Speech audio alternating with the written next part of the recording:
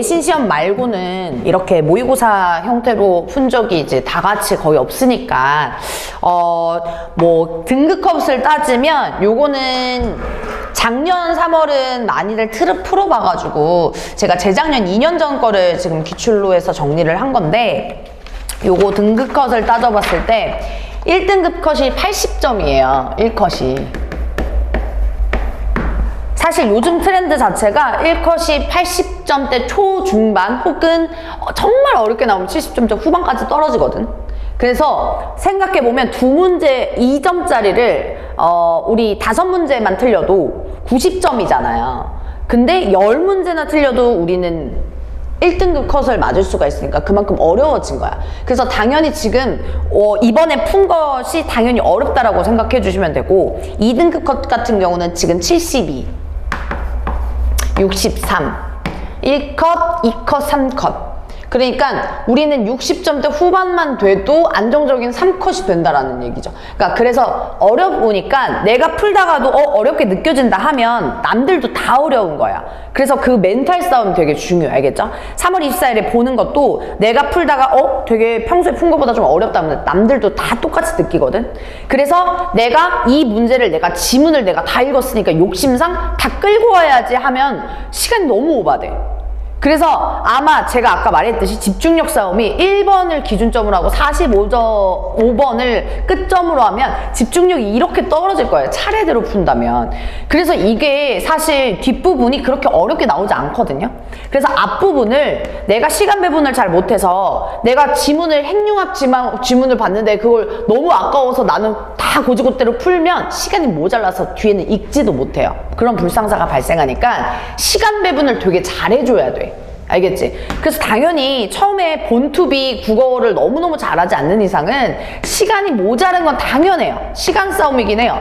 근데 내가 평소에 연습하는 거는 정확성을 높이고 난 다음에 시간에 구애를 받아야 되지, 거꾸로 가버리면 안 돼요. 시간만 다 맞춘다고 해서 정확성이 다 떨어지면 그게 뭔 상관, 무슨 소용이에요. 그러니까 결론은 뭐냐면, 시간 배분은 어떻게 하냐면, 지금 단계에서 한 달도 안 남았잖아. 배분은 내가 풀다가 지문당으로 잡아야 돼. 그러니까 16번부터 체크를 하면 독서 지문이 지금 먼저 차례대로 1, 2, 3파트가 다 나왔잖아. 독서를 시작할 때 체크를 하라고, 시간을. 그리고 그 시작 시간이 만약에 9시야?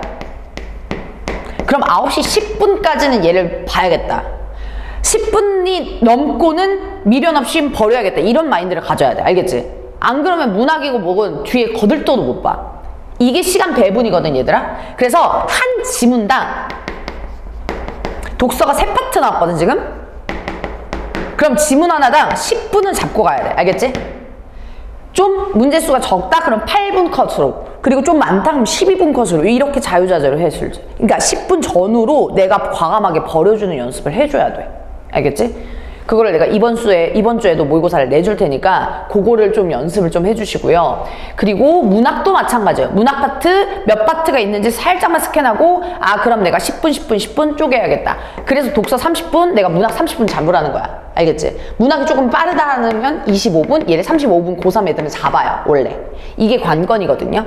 그래서 여러분이 지금 뒷부분을 내가 좀 설렁설렁 봤다? 시간이 좀 모자르다라면 한 지문당 3문제 내지 4문제가 달려있으니까 그거를 10분으로 좀 잡아줬으면 좋겠어. 알겠지? 그래서 그 연습을 계속 해줘야 돼. 등급컷이 이렇게 돼버리면, 쉽게 돼버리면 90점대 초반까지도 나오거든요. 쉬우면 다른 애들도 다 쉬워요. 급하지 않게끔 10분, 지문당 10분 잡고 그렇게 연습해 주시면 좋을 것 같고, 문제를 다 보지는 않아요. 중요한 부분들만 좀 같이 보겠습니다. 앞부분에 시간 많이 끌면 안 됐었어요.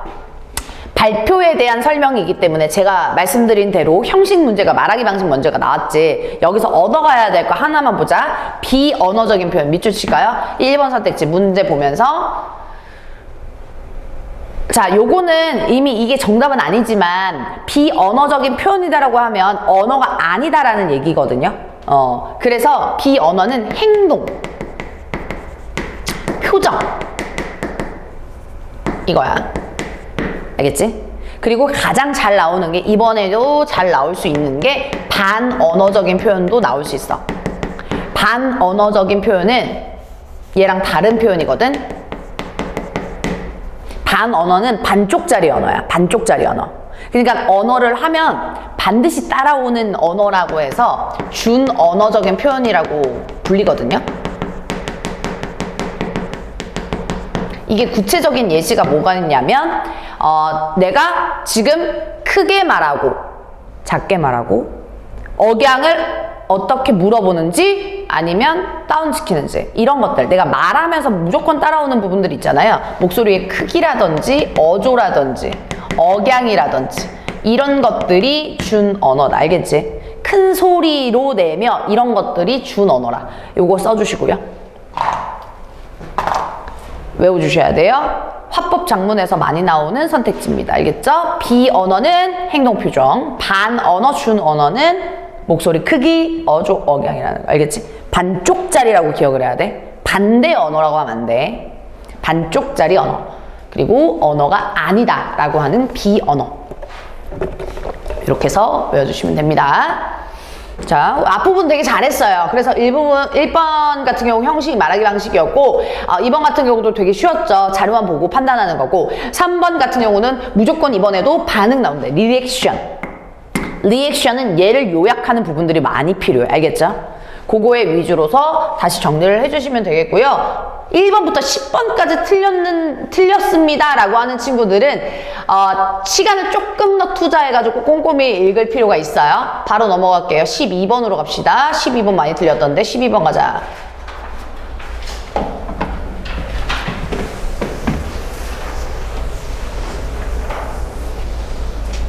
자, 제가 3점짜리 문제가 45문제 중에 10문제가 나와요. 얘도 3점짜리 문제였거든요. 조금 더 까다롭거나 조금 더 어렵다, 낯설게 느껴지는 문제다라고 생각해 주시면 되겠습니다. 자, 보시면 왜라는 것은 단모음으로 발음하는 것이 원칙이지만 이중모음으로 발음하는 것도 허용하더라고. 그래서 단모음으로 발음하는 것이 원칙이고 이중모음이 허용이래. 그래서 참외로 발음하는 것이 원칙이래. 이게 뭐다? 단모음이라는 얘기야. 그지? 뭐가? 왜가요. 기역으로 발음하는 것도 허용할 수 있대. 이중모음. 선생님 이중모음을 모르는데요? 라고 얘기해요. 이중모음 발음은 이렇게가 된대요. 그럼 여기에 있는 게 이중모음이겠죠.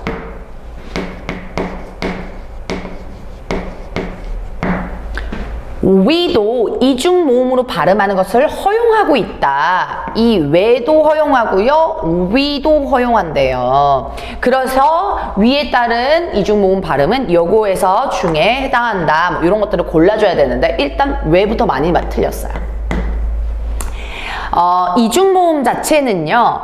여기에서 고르려면 지금 보기 선택지 중에 여러분이 많이 헷갈렸던 게 봐봐. 이거랑 이거. 근데 특히나 얘를 많이 들어서 왜라고 한다면 정확하게 토할 것처럼 발음해야 돼. 왜 이거예요. 근데 참 왜라고 발음하지 않거든요. 이중모음으로 발음하면 이렇게 돼요. 알겠니? 그래서 같은 오 계열이 아니기 때문에 같은 오 느낌이 아니에요. 왜랑 같이 부분이에요. 알겠니? 그래서 우리 맞춤법을 틀리면 이거랑 이거는 쓰는 건 거고요. 그게 아니라 왜랑 비슷하게 발음이 된다 라는 거야. 알겠지? 그래서 정답은 몇 번이겠어요? 보기에서 봤더니 기억 일단 들어가는 거 여기서부터 발이 많이 막혔죠. 1번 아니면 2번이에요. 3번 골라주시면 안 돼요. 자, 포함되어 있지 않는지 의소리에 해당하는지 일단 내가 너무 헷갈린다라고 한다면 뒤에서부터 걸러줄 수가 있는 거야. 알겠지? 의소리에 해당한대요. 뭐가요? 지금 뭘 물어보고 있는데 니은은 위야. 위야. 위. 근데 위랑 비슷한 발음이 허용되는 발음이 얘들아 워도 아닐 거고요. 만약에 이거라고 착각했어도요. 의도 아닐 게 아니에요. 포함되어 있지 않아요. 요렇게가 됩니다. 알겠죠? 정답 1번이에요. 12번의 정답 1번이었고 참외라고 하는 이 같은 경우는 얘들아 뭐냐? 단모음이야. 선생님 근데 모의고사는 외우는 거 아닌데 이거 너무 외우는 거 아니에요? 라고 하면 정확한 풀이 방법은 뭐냐? 나부터 봐야 돼. 나부터 봤을 때 확실하게 뭐야? 위에 해당하는 부분이 워도 아니고 의도 아닌 건 너 누구나 알거든? 1번, 3번 선택지 중에 봐봐. 이거랑 참외, 애랑 얘는 단모음이고 얘는 우리 이중모음이라는 것만 판단해도 풀 수 있는 문제였어. 어떤 얘기인지 알겠지? 그러니까 수능 모의고사는 암기가 아니야. 내신처럼. 이렇게 요령껏 푸는 거야. 나에서 선택, 추려줘. 둘 중에 하나인데 어머나 이거는 이중모음, 어머나 이거는 단모음이네. 이중모음을 골라줘야겠다. 이렇게 가는 거야. 알겠죠? 정확한 풀이가 이렇게 풀어주시면 되겠습니다. 나머지는 오답 한번 해보시고 체크해 주시고요. 자, 그 다음 바로 갈게요. 앞부분 이 인문지문도요. 여러분이 잘 풀었습니다. 자, 잘 틀린 두 분 다 틀리고 좀 오답률이 높았던 18번 먼저 볼 거예요. 18번 선택지 보겠습니다. 문제 인문지문에서 학자들 나오고 이론 나오잖아. 그럼 보기처럼 18번처럼 이렇게 다른 학자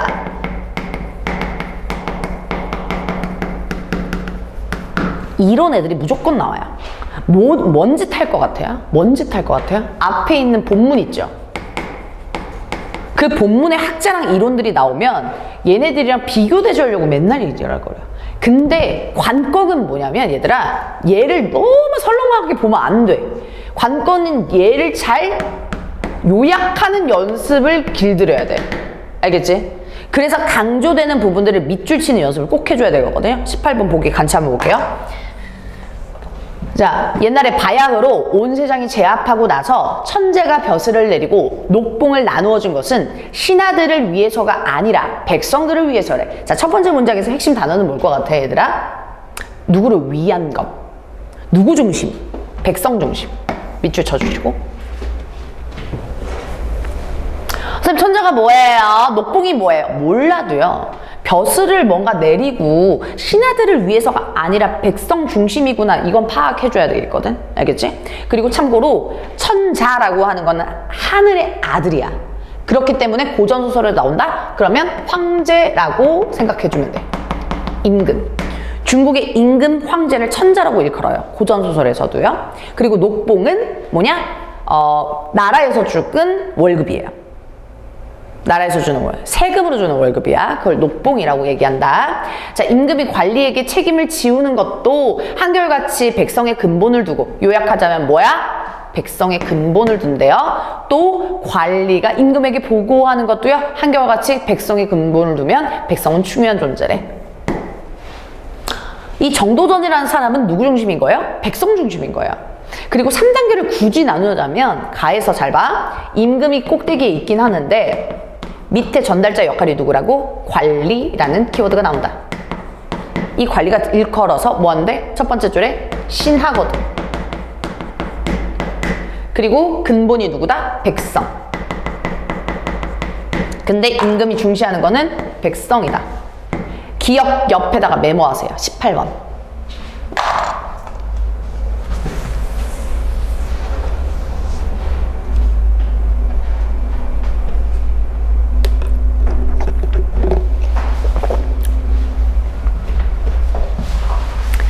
자, 니은 요약하자. 요청건데 전하의 식사와 옷에서부터 바치는 물건과 대궐 안에 일상적으로 쓰는 물건을 일체의 3분의 1을 줄이십시오 라고 하고 있어. 자, 첫 번째 부분에서는 뭐예요? 누구한테 얘기하고 있나요? 율곡이이 선생님이 무엇을 누구한테 말하고 있냐면 요청한대요. 누구한테? 전하의 식사, 옷, 바치는 물건, 대궐 안에서 일상적으로 쓰는 물건의 3분의 1을 줄이래. 누구한테요? 전하한테요. 임금한테. 네가 쓰는 거 좀 줄이래요. 자, 계속 이런 방식으로 헤아려서 생각해서 모든 팔도에, 조선 팔도의 진상 곡물들을 3분의 1을 또 줄이래요. 진상 곡문들도 줄이래요.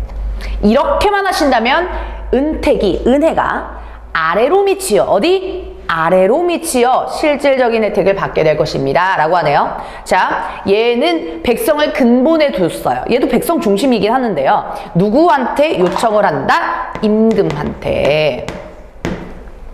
임금한테, 전하한테 요청을 하는 거야. 뭐 하라고? 줄이라고요. 뭘? 소비를 줄이라고. 그럼 누구한테 좋으니까? 백성들의 실질적인 혜택한테 좋으니까. 백성들한테 도움을 주니까요.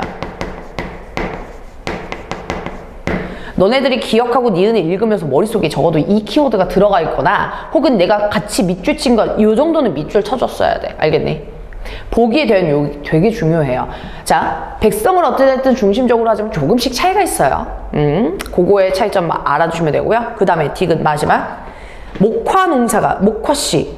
흉작이 돼서 면포의 가격이 뛰어오르는데 수백 리에 밖의 고장은 풍년이 들어서 면포의 값이 매우 쌀 경우 수령은 일단 백성에게 군포를 납부하지 말도록 해야 된대요.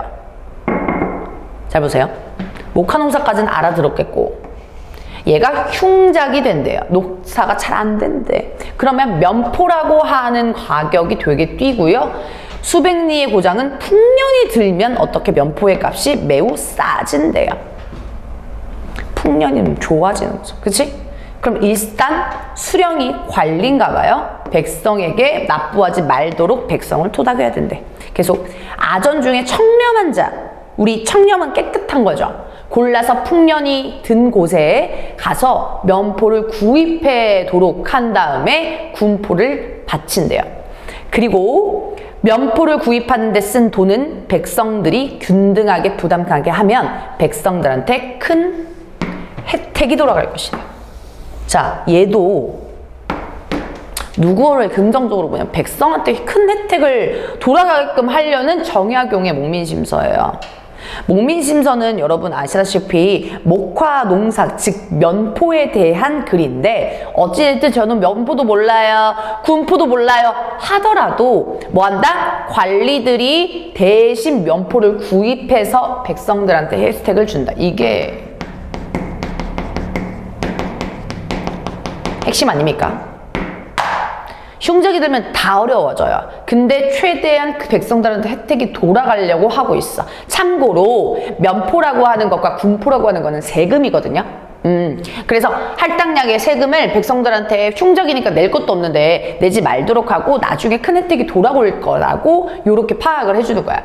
틀린 게 보일 거예요. 여러분 보시면 옳지 않는 거 같이 한번 보시면 자, 1번부터 볼게요. 관료의 녹봉이 백성을 위해 일하는 봉사자로서의 얻는 것이라는 주장과 관련된대요. 자, 보시면 임금, 백성, 임금 관리, 신하, 관료의 녹봉은 세금이라고 해서 백성을 위해 일하는 봉사자로서 얻는 주장과 본문하고 연결했을 때 맞죠. 그리고 군주가 백성을 보살피는 존재라는 거. 뭐 한다? 백성한테 도움을 주려고 계속 그래요. 줄이라고 요청을 해요. 디귿 볼게요. 대문과 소민, 뭔진 몰라도 우리 본문에서 나왔을 때 지배층인 대민, 그 다음에 소민에 따라 납세 부담의 차이가 있어야 된다는 주장을 구현한대요. 대민하고 소민하고 이렇게 계급 차이가 지금 정약용의 목민신서를 보면서 거기에 납세 부담의 차이가 있어야 된다는 게 마지막 포인트가 백성들한테 균등하게 부담해야 된다고 그랬거든. 그리고 납세 부담이 아니라 흉작이 들면 납세 면제 내지 말라고 했었어. 해당하지 않는 부분인 거죠. 정답 3번이에요. 그래서 우리는 기역, 니은, 디귿만 잘 살펴본다면 고를 수 있어야 돼요. 지금도 민본 사상이 뭐예요? 백성 중심이거든. 맞죠? 백성의 경제적 안정을 중시한다? 이게 목적이잖아요. 그러니까 3번이 틀린 얘기가 되겠지. 오케이? 틀리신 분들 체크하시고 4번. 앞부분은 집중력이 좀 좋죠. 그래서 상대적으로 많이들 맞았을 거예요. 뒤로 갈수록 조금씩 어려워지는 게 맞습니다. 자, 넘어가시고 우리 비문학을 여태 좀 잘 안 했으니까 앞부분 조금 분석 좀 할게요. 법지문 좀 봅시다. 자, 법지문 사회 중에 가장 많이 나오는 파트가 경제지문, 이자, 그리고 또 법지문, 여기 잘 나오는데 오늘 특히나 법지문 같은 경우는 가장 중요한 건 원칙이 아니에요. 원칙은 눈으로 달려있으면 그냥 조항이면 이 살인죄는 뭐 무기징역에 처한다 이런 것만 알면 괜찮지. 근데 시험 문제 출제 포인트는 뭐냐면 예외야. 항상 원칙이 있으면 거기에 대한 예외나 조건을 잘 살펴봐줘야 이게 출제 포인트가 돼요.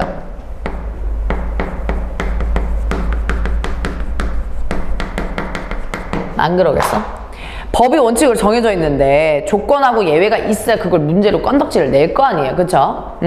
그거를 중심으로 잘 살펴봅시다. 자, 볼게요. 공익을 위한 적법한 행정작용으로 개인의 재산권에 대한 특별히 희생이 발생한 경우에 개인은 자신이 입은 재산상 손실을 보상하도록 요구할 수 있는 권리인 손실보상 청구권이라고 네모칸 일단 쳐주시고 같이 따라올게요. 요 지문은. 자, 일단 네이밍 자체가 우리 국어 한국 사람이니까 국어를 쓰잖아요. 이걸 봐줘야 돼. 뭘 청구해? 뭘? 야, 나 손실당해서 보상해줘. 이걸 청구하는데. 아니야, 내가 앞에서 보았더니 뭐야? 개인의 재산권에 희생이 발생한다는 거 돈이 나갔다라는 얘기죠. 그리고요, 개인이 입은 재산상 손실을 보상할 수 있는 권리예요. 근데 뭐 때문에 손실이 발생했대요? 야, 너 나한테 지금 손실당했으니까 내 거 줘. 이거는 아무 데나 할 수 있는 청구권이 아닐 거 아니에요. 앞부분 보니까 공익을 위한 적법한 행정작용으로. 즉, 나라에서 뭘 하면 내가 피해 받으면 나라한테 해주나 봐요. 왜? 공익을 위한 거니까. 뒤에서 보실게요. 특별한 희생이란 보호할 필요가 있는 재산권에 대해 침해를 이르는 말로 이로 인한 손실은 국가가 보상해야 됩니다. 잘 보세요. 손실 누구한테 보상하는 거? 누가 보상하는 거? 국가가 보상한다. 보상하는 주체가 국가네요. 주체 써주시고.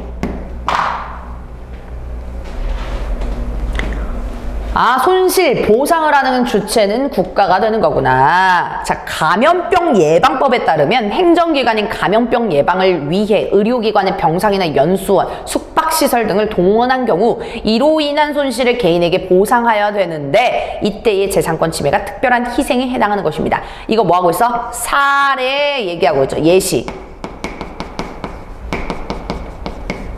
한번 여러분이 풀고 읽어봤기 때문에 제가 그냥 간단하게 보는 거예요. 구체적인 거 뭐야? 코로나 때. 코로나 심했을 때 격리시설이 병원에 너무 없어서 갑자기 사설 호텔 빌려가지고 거기에 격리시켰거든요. 그러면 그 호텔 사장님은 재산상의 손실이 있을 거 아니야. 운영을 못하는데. 그럼 누가 보상해준다고요? 국가가 지금 보상해준다고요. 그죠? 손실보상 청구권은 공적 부담의 평등을 위해서 인정되는 헌법상 권리래. 위해니까 뭐야? 목적이야. 목적 써주세요. 목적 자체가 공적인 부담의 평등 때문에 요거를 고려한대요. 자, 행정작용으로 누군가 특별한 희생이 발생을 하면 그로 인한 부담이 공공이 부담하는 것이 평등 원칙에 부합해. 무슨 원칙? 평등 원칙을 통해서 공적 부담의 평등을 위해서 나타나는 거래. 계속 23조 3항은 공공필요에 의한 재산권 수용 사용에 대한 제한 및 그에 대한 보상은 법률로서 하되 정당한 보상을 지급해야 한다고 한대요. 이게 뭐예요? 잘 봐. 원칙이야. 너네가 사회시험도 아니고 사법시험도 아니기 때문에 로스쿨 시험도 아니라서 이 원칙 조항을 외우는 게 절대 아니에요. 알겠죠? 이거 자체가 무엇을 말하고 있는 거야 지금? 이거야 계속. 그죠?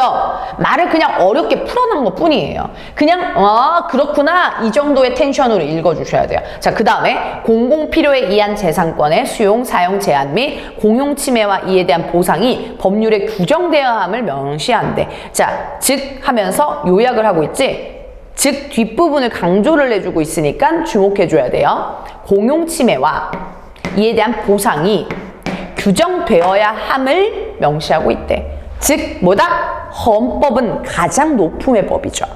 근데 구체적인 법률을 따졌을 때 꼭 명시가 되어야 된다라는 것이 첫 번째 부분 파트에서 나왔어요. 계속 이어서 가볼게요. 공용침해 중에 수용이란 개인의 재산권을 국가로 이전하는 것이라고 개인적인 정의가 나왔어. 표시했니? 요거 넘어가잖아. 공용침해 중에 수용이란이라고 하고 있어. 그지? 그리고 앞에서 사용도 설명했기 때문에 사용이란이라는 얘기도 나오네요. 그죠? 그래서 개인의 재산권을 국가로 이전하는 것이 받아들여지는 수용이에요. 그죠? 사용이라고 하는 거는 행정기관이 개인의 재산을 일시적으로 사용하는 것이에요. 주체가 계속 누구예요? 행정기관이요. 주체. 제한이란 또 나오네요. 개인의 재산권 사용, 그로 인한 수익을 한정하는 것을 의미합니다. 그러니까 뭐야? 세 가지 수용, 사용, 제한에 대해서 얘기하고 있어요. 한편 사항은 내용상 분리될 수 없는 사항은 함께 구정해야 한다는 의미의 불가분 조항입니다. 라고 얘기하고 있습니다. 내용상 뭐예요? 분리할 수 없는 사항은 함께 구정되어야 한다라는 불가분 조항에 대한 정의가 나와 있어. 불가분은 나눌 수가 없다라는 얘기인데 그럼 조항 자체가 따로따로 될 수가 없다는 얘기, 함께 규정되어야 된대. 따라서 공용침해 규정과 보상 규정은 뭐야? 하나의 법률에서 규정되어야 된대. 잘 봐. 앞에서 여기에서 지금 사망에서 지금 얘기하고 있는데 공용 필요에 대한 재산권의 수용, 사용 제한이 뒤에 무슨 설명했죠. 그죠? 그리고 거기에서 공용침해 보상이 계속 구체화돼야 되는데 잘 봐. 보상과 이거랑 한 세트로 묶어서서 명시를 해줘야 된다는 것을 강조하고 있는 거야. 알겠니? 그래서 계속 내 머릿속으로 아 얘가 뭐라고 말하고 있는 거지? 정리를 해줘야 돼. 뭐라고 말하고 있어요? 지금 얘는 야 공용침해가 어떻게 발생하는 것뿐만 아니라 어떻게 보상해야 되는지도 설명을 같이 해줘야 된대요. 명시 방법을 여기서 설명하고 있어. 그지? 뒤에 볼게. 그러나 헌법은 1항에서 모든 국민의 재산권은 보장된다. 내용 한 개는 법률로 규정한다라고 규정했어요. 재산권은 법률에 의해 구체화된다고 발생한다. 자, 계속 강조드리지만 계속 나오는 구조가 뭐예요? 헌법. 최고의 법이고요. 거기에 법률 밑에 나오는데 이게 뭐예요? 구체적이라는 얘기야. 알겠니? 헌법만 바라보고 재판할 수 없어요. 법률까지 자세히 세세하게 보자라는 얘기예요. 이 항에서는 재산권 행사는 공공복리에 적합하도록 해야 되고 또 개인권의 재산 행사가 공익에 적합하여야 한다는 재산권의 사회적 제한을 규정하고 있대. 뭐 한다? 개인의 재산권 행사가 공익에 적합하는지 사회적 제한을 규정하고 있대. 특히나 토지처럼 땅, 공공성이 강한 사유재산은 재산권 행사에 더욱 강한 제한적 제약을 받을 수가 있는데 만약 재산권 침해가 사회적 제약의 범위 내역에 있다면 이로 인한 손실은 보상이 되지 않는데. 자, 밑줄자 별표 쳐주세요. C 밑에 있습니다. 주목해야 될 부분 알려드리는 거예요. 즉 재산권 침해가 특별한 희생에 해당할 때만 보상이 가능한 것이다. 별표. 다시 한번 쳐주죠. 이거 내가 왜 별표 쳐줄까? 다른 데는 수르륵 읽었으면서 선생님 왜 별표 칠까요? 잘 보세요. 이거 내겠냐고 지금 꼬라지가 처음부터 끝까지 무슨 얘기하고 있냐면 야 국가가 개인 호텔을 이렇게 쓰면 보상을 해주는 건 앞에서 계속 주구장창 설명하고 있어. 그지? 1분단부터 설명했다고 그래. 그거의 출제 포인트는 아니야. 누구나 개나 소나 이 글을 조금만 보면 알아.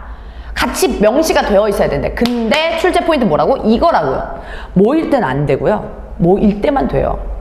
이게 자세히 읽어줘야 국어 시험이니까 이걸 바탕으로 문제를 내야겠죠.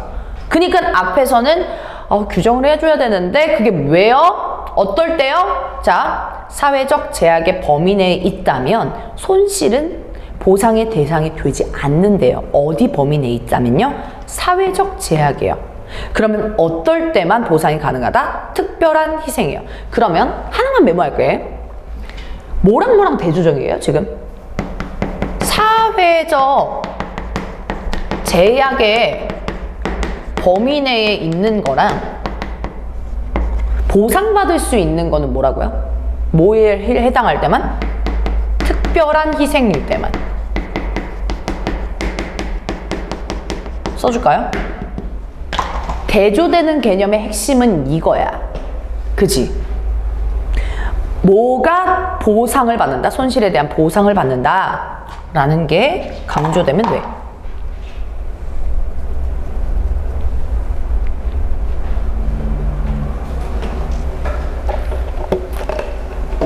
알겠니? 자, 둘 중에 무엇이 보상 가능하다고 얘들아? 뭐가? 그쵸, 특별한 희생이 보상 가능해요. 얘는 안 된대. 그럼 너네가 시험 출제하는 애라고 생각해봐. 그러면 너네가 얄미운 전교 1등한테 출제를 하는 거지, 만약에. 그럼 너네는 대놓고 이렇게 나타나는 부분이 아니라 이런 부분에서 출제를 하고 싶지 않을까요? 그죠? 그 출제자의 마음이, 심리가 그래요. 얘네들 요즘 좀 잘하니까 등급 컷이 이따구로 되어 있는데 어디서 문제를 낼까? 하면 당연히 어떤 구석탱이 있는 데 부분에서 내겠죠. 그래야 애들이 많이 적정력이, 난이도가 조절되니까. 알겠지? 그래서 뒤에 부분에선 요거 나오겠구나. 긴장하면서 체크를 해주라는 얘기야. 계속 볼게. 얼마 안 남았다. 자, 재산권의 사회적 제약과 특별한 희생의 구별에 대해서 경계이론과 분리이론은 서로 다른 입장을 취한대. 자, 독서에서 또 다른 포인트가 뭐냐면 뒤에 부분이 뭐가 나오지? 예측하고 궁금해줘야 되거든. 자, 봐봐. 재산권의 사회적 제약과 특별한 희생의 구별에 대해서 기억하고 니은에 대한 얘기가 나왔어. 그럼 궁금해줘. 그럼 예상해줘야 돼. 어머, 경계이론 나왔네? 그럼 뒤에서 분리이론 나오겠지. 어디에서 분리이론이 나올까? 이거를 긴장하면서 읽어야 돼. 봐봐. 이해 반해하면서 나오잖아. 그럼 너네 출제자야? 뭘 구분한다고? 뭘 시험 문제 낸다고? 기억, 니은 차이점하고 공통점 내겠지. 그러니까 얘 입장 전개가 계속 필요한 거예요. 자, 근데 공통점이 뭔지를 봐줘야지. 자, 봐봐. 사회적 제약과 특별한 희생의 구별. 기준점이 이거야. 우리 뭐요? 보상이 되냐 안 되냐에 되게 중요한 기점이잖아.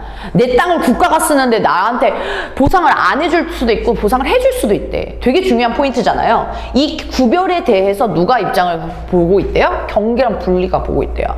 경계를 보자. 양자는 별개가 아니에요. 어머, 얘는 별개가 아니래요. 단지 침해 정도의 차이서만 있을 뿐이래요. 침해 정도의 차이. 밑줄. 얘의 특징이 이거네. 지금 앞으로 밑줄 친 거는 기억에 대한 특징을 내가 밑줄 칠 거야.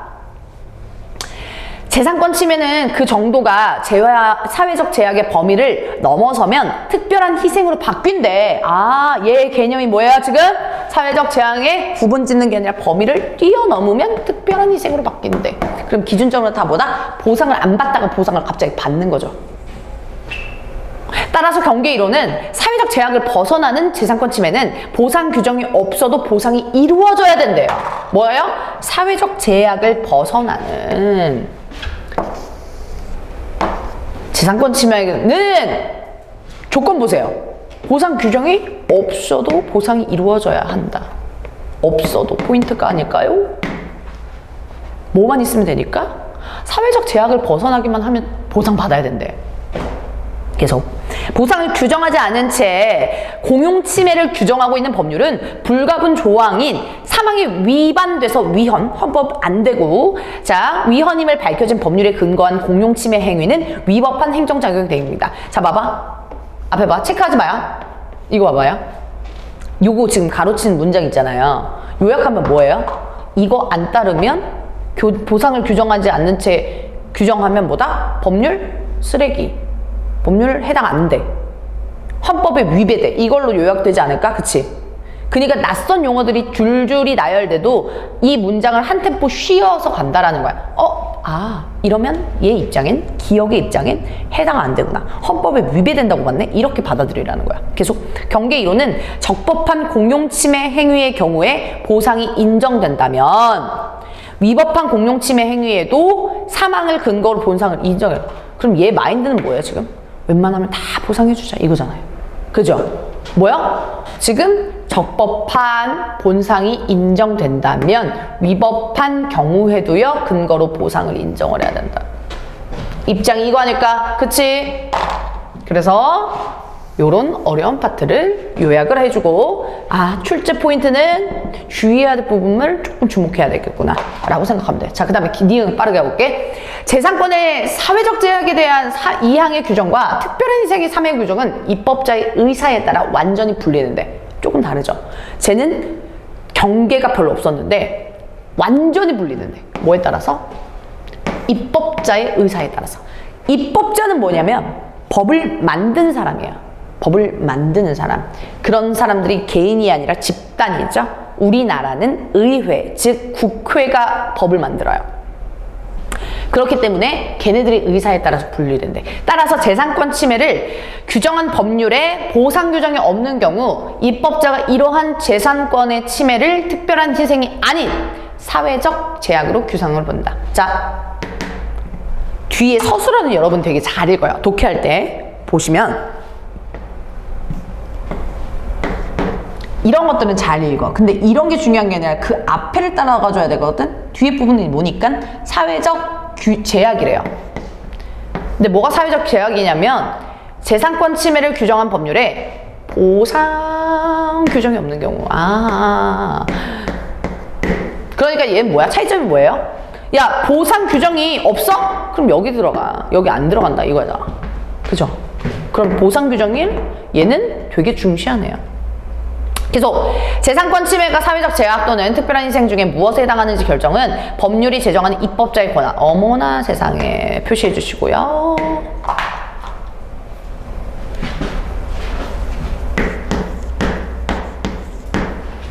기역, 니은의 입장 차이는 뭐예요? 지금 보니까 기역은 좀 뭐야? 야, 다 웬만하면 특별한 희생으로 가자. 없어도, 조항이 없어도 다 가자. 이렇게 가는 거고요. 그리고 니은 같은 경우는 뭐예요? 야, 완전히 분리해. 규정이 없으면 없는 거야. 보상 규정이 없으면 안 돼. 그건 입법자의 권한이지. 이렇게 보는 거죠. 마지막. 만약 해당 법률에 규정된 재산권 침해가 헌법 2항에서 규정한 재산권의 공익적합성을 넘어서서 개인의 재산권을 과도하게 침해한다면 이러한 법률은 위반하여 위헌이고. 자, 서술어 볼게요. 위헌인데요. 그리고 법률의 근간 자궁에 위법하게 된대. 잘 봐. 서술어는 여러분 잘 체크했어요. 근데 조건이 가장 중요하다고 했어. 어떨 때 위헌인지를 봐줘야 돼. 알겠지? 어떨 때 위헌이냐면 재산권 침해가 규정한 재산권 공익적합성을 넘어서서 과도하게 침해한다면 이거야. 오버해서 침해한다면. 그래서 걔는 작용으로 위법하게 돼. 분리 이론은 지금 니은이죠? 이러한 경우 손실을 보상하는 것이 아니라 뭐래요? 위법한 행정작용을 제거해야 된대. 포인트 이거 아닐까? 봐봐. 오버해서 내 땅을 겁나 많이 썼어. 근데 내 땅을 그냥 쓰는데 국가가 와가지고 고속도로 만든다고 내 땅 잠시 수리 임시 휴업하래. 그래가지고 법률을 보니까 그냥 사회적 제약의 범위야. 그냥 컨트롤할 수 있는 부분이야. 내가 특별한 희생의 범위에 들어가지 않은 거야. 근데 갑자기 너무 오버해. 아니 임시 휴업을 한 주만 하라 했는데 막 2달 내내 해야 된대. 그럼 너무 오버했잖아. 그지? 과도했잖아. 그럼 어떻게 해야 된대? 야, 손실 보상해. 나한테 돈 줘. 이게 아니라 뭐래요? 야, 너 빨리 철수해. 고속도로 철수해. 이렇게 된대. 그게 행정작용 자체를 제거라 하는 거죠. 오케이? 철수하는 걸로 끝인데요. 재산권을 존속시키는 것이 재산권을 침해하면서 그 손실을 보상하는 것보다 더 우선한다고 보기 때문이다. 알겠지? 그래서 재산권을 종속시키는 것, 이게 뭐냐면 우리가 국가한테 넘기는 거, 그것이 침해하면서 보상하는 것보다 우선한다고 보기 때문에 이유인 거죠. 이유. 이걸로 요약됐어. 독해를 잘 했어요. 같이. 자, 좀 같이 많이 틀렸던 게 오답률이 조금 높았던 게 우리 24번일 거거든요. 24번 좀 볼까요? 3점짜리 좀 보자.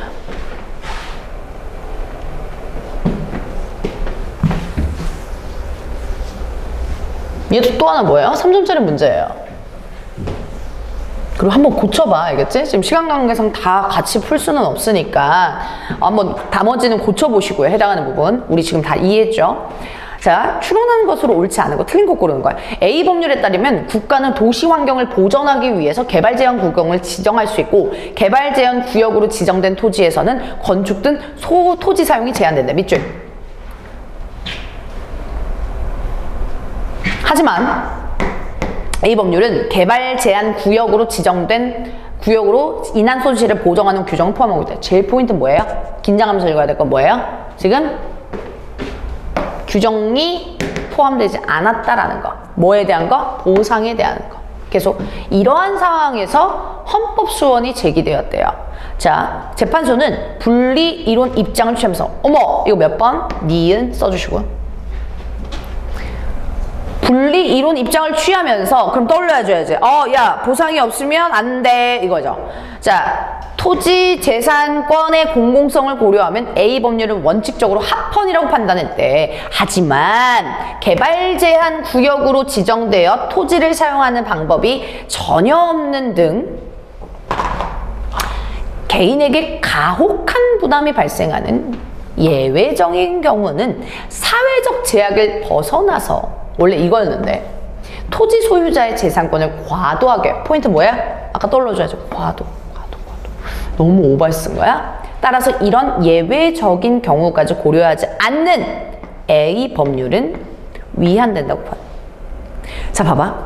얘 입장은 뭐야? 헌법재판소의 입장은 기억 다 오고 허용해 주는 건 아니고 따로 분리해 줘야 돼. 야 보상 규정 없어? 그럼 보상 못 해줘. 이건긴 한데 과도하게 발생하는 경우 마지막 문단에서 언급했던 그런 경우까지는 들어가줘야 된다. 헌법을 고쳐줘야 된다. 법률을 고쳐줘야 된다. 이렇게 따지고 들어간 거야. 알겠니? 그걸 바탕으로 우리는 틀린 걸 골라줘야 돼. 고쳐볼래? 24번. 두 분 다 틀렸나요?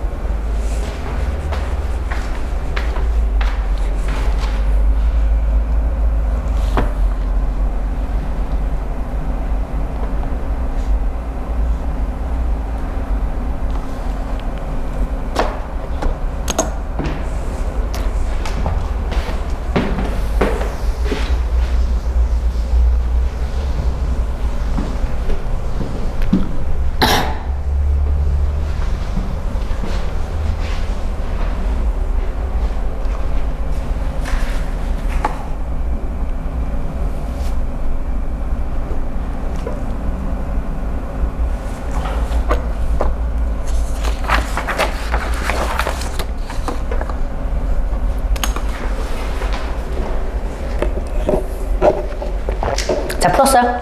자, 보자. 얘 같은 경우는 지금 틀린 거 고르는 거 추론했을 때. 자, 봐봐. 헌법재판소는 개발 제한 구역을 지정하는 행위가 개인에게 가혹한 부담을 초래한 경우 이때에는 잘 봐. 특별한 희생에 해당된다고 판단한 게 제일 중요한 거야. 봐봐. 마지막 문단 우리 읽었을 때요. 분리 이론 자체가 굉장히 까다로운 애였어요. 분리 이론 자체가 이름 말 그대로 너랑 나랑 따로 분리하는 거야. 사회적 제약하고 특별한 희생하고 완전 다르게 넘어갈 수가 없어. 그지? 그러면 뭐예요? 과도한다라고 하는 판단할 경우에 보상을 하는 것이 아니라 그거 행정권 철수한다고 했거든? 즉 결론은 뭐냐면 특별한 희생이 아니라 사회적 제약이긴 하나 오버하는 예외예요. 알겠죠? 특별한 희생으로 넘어가지 않아요. 정답 5번입니다.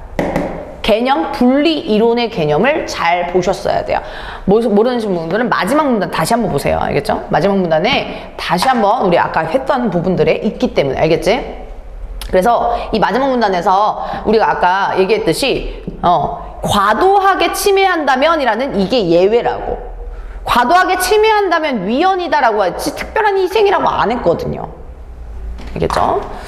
그래서 그 개념을 이해해 주시면 됩니다. 자, 행용학 부분은 많이 틀릴 줄 알았는데 틀리신 분들도 있고 많이 맞는 사람들도 있어서 문제만 보자. 28번 가로 갈게요. 과학지문.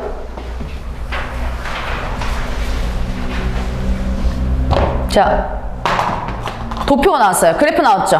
그래프 나오면 저는 무조건 봅니다. 뭘 보냐면 X축하고 Y축을 봐요. 나는 글 읽기도 전에 이건 보긴 하거든. 이건 개인마다 차이가 나지만 X축, Y축이 보는 기준은 뭐냐면 본문에서 이 X축, Y축에 대한 개념을 나오는 텐데 그것을 크고 작고 이걸 관계를 따져줘야 돼. 왜냐면 100% 시험 문제 나오거든. 봐봐. 질량수래. 그리고 핵자당 에너지, 결합 에너지래. 그리고 여기 보기에서 핵심적이었던 게 뭐야? 아까 같이 풀어봤죠? 뭐야? 여러 원자에게 결합 에너지를 나타내고 있는데 뭘 나타나고 있다고? 이게 나타내고 있는데 철 원자에게 여기선 중심이야. 철이 어디가 있냐면 여기 들어가 있어. 그지? 다른 것들보다 뭐예요? 질량수가 굉장히 높아요. 많아요. 그죠? 얘가 제일 높고요. 그지? 그리고 핵자당 결합 에너지가 제일 높아요. 그죠? 얘의 위치를 확인해 줘야 돼. 아하, 결합 에너지 제일 높으네 라고 얘기했어. 그치? 그리고 본문에서 포인트를 맞춰줘야 될 거는 뭐냐면 우리 그 본문에서 본문을 안 넘겨도 돼요. 보시면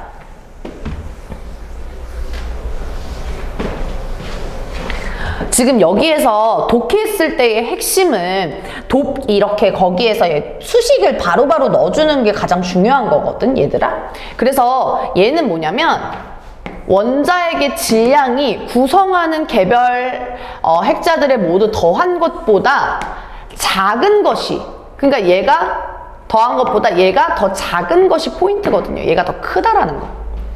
그래서 여기서 빠진 부분이 뭐라고? 질량 결손이라고. 근데 그 질량 결손이 어떻게 된다고요? 에너지로 전환이 돼요. 그래서 그 에너지가 이 전환이 되면 에너지가 커지게 마련이겠지. 그리고 핵심은 뭐였냐면 여기 문단이었어. 봐봐. 첫 번째. 결합 에너지가 클수록 강력하게 결합되어 있고 원자에게 안정된 상태라는 거. 그러면 관계도가 봐봐. 에너지가 크면 안정된 거 맞아요? 안정된 거 맞죠? 봐봐. 에너지가 더 크면 안정됐대. 엄청나게 강력하게 결합되고. 그러니까 너네들이 요거 이해했는지 모르겠지만 봐봐. 기억 부분 봤을 때 이게 뭘 이용하는 거냐면 우리가 일상생활에 열 에너지도 필요하고 다 필요하거든요. 에너지가. 근데 얘는 뭐래? 계속 핵 분열을 하면 에너지가 점점 붙어. 그러니까 그 에너지를 가지고 우리는 활용을 하는 거래. 그럼 봐봐. 28번 봐봐. 얘가 제일 높죠? 그럼 얘가 제일 안정됐다고 볼 수 있나요? 안정된 상태인가요? 얘들아? 네. 맞죠? 그러면 가장 적절한 건 몇 번이겠니? 헬륨 4좀 볼게. 헬륨 4인 거 선생님 어떻게 알아요?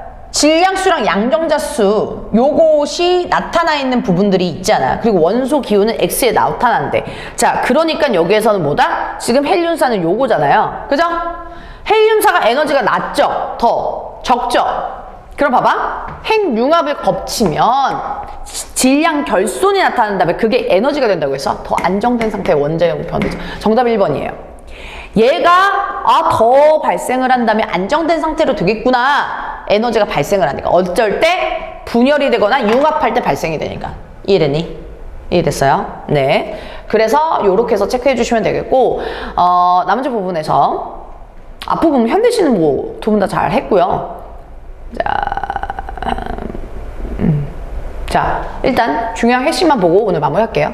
34번 문학 파트로 가시면 34번에서 서술상의 특징이라고 나타나면 우리가 서술자가 누구인지를 살펴봐줘야 되는데 중딩기처럼 1인칭 주인공, 1인칭 관찰자 그따구로 절대 안 나오고요. 요렇게가 나와요. 알겠지? 그래서 걸러줄 부분 먼저 걸러줘야 돼, 얘들아. 알겠지? 자, 뭔 얘기냐면 보세요. 일단 이걸 체크를 해줘야 돼. 나가 등장하잖아. 그럼 무조건 이걸 걸러줘야 된단 말이야. 알겠지?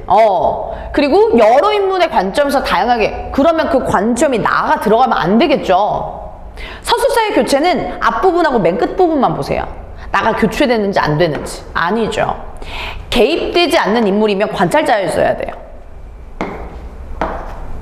내가 중심으로 내면을 드러낸다. 1인칭 주인공 시점의 정유정의 특징이죠. 그쵸? 이거 어떻게 풀라고 얘들아? 보기를 먼저 읽었어? 요거 읽었어. 그러면 나에 대한 중심 이야기니까 이 보기만 보더라도 아까 서술상의 특징 문제가 고를 수 있어야 되거든. 그리고 줄거리 봤죠? 중력 부분 줄거리. 그 부분 봤을 때도 풀 수 있어야 됩니다. 알겠죠? 그래서 요런 부분들인 거고, 요 표현법만 보았어요. 그래서 이 구체적인 내용이나 이런 부분들을 본문을 살펴봐야 되겠지만 얘를 먼저 보라고 했습니다. 그래서 제가 저희 그 다음으로 넘어가서 제일 많이 틀린 부분이 고전시가예요. 요것만 보고 오늘 가겠습니다. 자, 고전시가로 갈게요. 고전시가 유형을 좀 보려고. 이 2년 전에 3월달 거고 작년 거는 많이들 풀어와서 재작년 거를 가져왔는데, 자, 매년 똑같은 패턴이 나왔어요. 내가 아까 말했죠. 지문 나오고 맨날 형식 문제, 공통점 문제 나온다고. 이거 알겠지? 공통적인 문제가 나오는데 여기에서는 구체적인 내용과 그 다음에 이런 형식 같이 나왔어. 옛사람의 행적을 긍정적으로 바라보고 있다. 요거 체크하려면 저는 어떻게 푸냐면, 잘 보세요. 뒷부분을 먼저 봐요. 일단 제가 알려드린 대로 여기에서요, 보기에서요, 학문의 길을 걷는 사람이 지녀야 할 올바른 태도. 그럼 주제가 다 나왔잖아 이미. 그치? 여기에서 다 나왔고요. 그리고 내가 나에 대한 것을 골라 만약에 잡아서 읽었어. 아니면 가만 골라서 잡아 읽었어. 그러면 공통점의 특징을 나중에 풀 때 저는 만약에 나를 골라서 잡아서 다 읽었다면 나를 중심으로 XXX를 먼저 치고 나머지 보기에서 골라주시는 게 시간 세이브가 많이 될 거예요. 그쵸? 하나만 골라 잡아라 이거야. 자, 그 다음에 요것만 같이 볼게. 학문의 길을 걷는 사람이 지녀야 될 올바른 삶의 태도. 가에 대한 설명이 여기 부분에서 나왔고 나에 대한 설명이 나와요. 나눠서 보셔도 상관없습니다. 나 같은 경우는 무학에 대한 의미를 바탕으로 나타나는 거야. 자, 그래서 간단하게만 분석을 하면 본문 볼게요. 어려웠을 수 있으니까 도산시비곡이라고 하는 작품은, 자, 고인이라는 게 뭐래요? 죽은 사람이 아니라 옛날 성인이래요. 성인 군자 들어봤죠? 공자, 맹자 이런 사람. 옛날, 즉 성인들도, 성현들도 날 못 보고 나도 옛날 훌륭한 사람들을 못 본대. 고인을 못 봐도 가던 길이 앞에 있대. 누가 가던 길일까요? 고인이 가던 길이겠죠. 맹자, 공자 애들이 가던 길. 그게 앞에 있는데 아니 가고 어찌할까? 아까 보기 봤더니 주제가 뭐라고? 학문을 수양하는 자세래. 그러니까 옛날 성현들한테 나는 이것을 따라가고 싶다라는 거야. 학문의 길. 그러니까 공자, 맹자가 죽어도 우리는 그 사람들이 남긴 책들을 보면서 따라갈 수 있잖아. 그런 것들을 설명한 시고요. 그 다음에 당시에 가던 길을 버려뒀대. 어디가 다니다가 이제와 돌아왔니? 이제와 돌아왔으니 잘 봐. 딴 데 마음을 안 먹겠대. 자, 그러면 우리는 긍정적이냐 부정적이냐를 따져줘야 되겠거든. 잘 봐. 딴 데 마음을 만다, 안 한다라고 했으니까 딴 데 부정적이야 긍정적이야? 부정적이죠. 그죠? 그리고 얘가 돌아온 곳이 있고 이제는 딴 데를 안 간대요. 그럼 돌아온 곳은 긍정적이에요 부정적이에요? 돌아온 거? 돌아왔어 내가. 딴 데 마음 안 먹겠대. 그럼 돌아온 거 긍정적이야 부정적이야? 긍정적이죠. 그럼 뭐야? 이제와 돌아가는 거 어디가 다니다가 버려두고 돌아왔대. 그럼 여기에서는 뭐예요? 긍정적이겠죠. 그래서 당시 가던 길은 앞부분 뒷부분에 보기에서 참고하시면 뭐예요? 학문 수양의 길이었어요. 이해되니? 근데 딴 데 벼슬길이었거든. 출세하는 길. 이젠 마음 안 먹는다 이거야. 알겠니? 그 다음에 우리 11수 가시면 청사는 어찌하여 만고의 푸르르며 유수는 어찌하여 그치지 않는가. 우리도 그치지만 누구처럼요? 청산하고 유수처럼요. 만고상청하느라. 만고상청 여기 뭐래? 항상 푸르름. 변함이 있다 없다? 변함 없다. 이걸 강조한 거야. 모의고사는 내신처럼 자세히 분석하지 않아요. 이것만 해도 충분히 풀 수 있거든요 여러분. 오케이? 그래서 우리 40번 바탕으로 하면 보세요. 40번 바탕으로 하면 1, 2, 3번들이 다 맞는 지문들이 되는 거고, 나에서 같은 경우는 요렇게 해서 두 가지를 비교하거나 요렇게 해서 두 가지를 비교한 거거든요. 우리 나 같은 경우도 마찬가지로 학문 수양의 의지예요. 보시면 첫 번째 부분에서 지나간 성인들의 간이침은 하나같이 간단하고 명료했대. 그래서 얘는 긍정적으로 바라봐준 부분 파트인 거고, 그리고 이 뒷부분에선 무학이 나오는데 이 무학에 대해서 전혀 배움이 없거나 배우지 않았다라는 뜻이 아니다 라고 얘기를 하고 있어. 그래서 얘는 지금 학문에 대한 무용론도 아니고 지금 많이 배웠으면서도 배운 자치가 없는 것을 가리킨다 라고 얘기를 하고 있습니다. 그래서 지금 얘는 이 지식인이 어떻게 해야 될지, 우리가 어떻게 살아가야 될지 이런 것들을 지금 강조해주고 있는 부분들인 거거든. 그래서 주의해야 할 부분들은 얘가 이 문단에서 무엇을 말하고 있고 뭘 경계하고 부정적으로 바라보고 뭘 긍정적으로 바라봤는지를 체크를 해서 구분해 주시면 돼요. 자, 그래서 부분만 보시면, 자, 그런데 학자 사람들이 튀어나 불필요한 접속사와 수식어로서 말의 갈래를 쪼개고 나누어서 어렵게 만들어 놓는데 이건 뭐예요? 부정적이죠. 그런 데를 기점적으로 누구나 알아들을 수 있었는데 얘는 못 알아들은다 이거예요. 그리고 쉬쉬코요코요까지 뒤적이면서 막 이렇게 얘기를 하고 있어. 그렇기 때문에 우리 40초만 볼게. 이 쪼개고 나누는 태도는 부정적, 긍정적? 방금 봤지? 부정적이야. 자신의 문제는 묻어둬. 본문 읽어봤으면 알겠지만 묻어두는 태도는 부정적이야. 근데 그게 대비된다라고 하면 안 되겠죠. 비슷한 부정적이잖아. 그래서 거기에서 자식 중심적인 태도를 버려야겠다라는 다짐이 증명되는 거예요. 오케이? 정답 4번까지. 이런 식으로 해서 다음 주까지 여러분 지금 오늘 푼 거 오답해 오시고, 알겠죠? 오답 정리해 주시고